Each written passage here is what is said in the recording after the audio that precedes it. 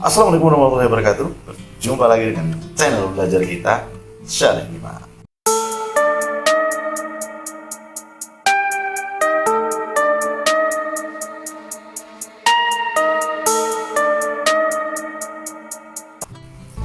Kita kembali kepada pertanyaan dari salah satu subscriber kita, yaitu mengenai apa saja yang menjadi tugas dari Badan Permusyawaratan Desa. Lalu kemarin kita sudah juga membuatkan video yang berkaitan dengan tata cara pemilihan dari Badan Permusyawaratan Desa dari pembentukan panitianya sesuai dengan ketentuan Peraturan Bupati Bogor nomor 31 tahun 2006 ya. Nah, pada video kita kali ini kita akan menjawab apa saja yang menjadi tugas dari Badan Permusyawaratan Desa berdasarkan Peraturan Menteri nomor 110 tahun 2016. Tapi sebelum itu, tidak ada salahnya kita melakukan sedikit penyegaran kembali mengenai apa yang dimaksud dengan Badan Permusyawaratan Desa. Badan Permusyawaratan Desa atau BPD adalah lembaga yang melaksanakan fungsi pemerintahan yang anggotanya merupakan wakil dari penduduk desa berdasarkan keterwakilan wilayah dan ditetapkan secara demokratis. Lalu apa saja syarat untuk dapat menjadi calon anggota BPD?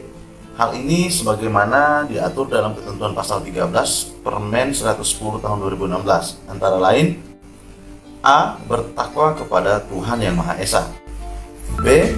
Memegang teguh dan mengamalkan Pancasila, melaksanakan Undang-Undang Dasar 1945, serta mempertahankan dan memelihara keutuhan negara. Berusia minimal 20 tahun, berpendidikan paling rendah sekolah menengah pertama atau sederajat, bersedia dicalonkan sebagai anggota BPD, wakil penduduk desa yang dipilih secara demokratis, bertempat tinggal di wilayah pemilihan. Ini yang jadi kunci ya. Sementara mengenai pemberhentian anggota BPD itu diatur dalam ketentuan pasal 19-nya. Anggota BPD itu berhenti karena pertama dia meninggal dunia, kedua dia mengundurkan diri, dan yang ketiga diberhentikan. Yang dimaksud dengan diberhentikan dalam hal ini adalah akibat dia berakhir masa keanggotaannya, kemudian tidak dapat melaksanakan tugas secara berkelanjutan, lalu tidak lagi memenuhi syarat sebagai anggota BPD, tidak melaksanakan kewajibannya sebagai anggota BPD, melanggar larangan sebagai anggota BPD, melanggar sumpah dan kode etiknya sebagai anggota BPD, dinyatakan bersalah berdasarkan putusan pengadilan yang sudah memiliki kekuatan hukum tetap, tidak menghadiri rapat paripurna, adanya perubahan status dari desa menjadi kelurahan, bertempat tinggal di luar wilayah pemilihan, dan yang terakhir adalah yang bersangkutan ditetapkan sebagai calon kepala desa. Mengenai apa saja larangan yang tidak boleh dilakukan oleh anggota BPD, nanti kita akan bahas tersendiri dalam videonya ya. Lantas apa yang menjadi tugas BPD?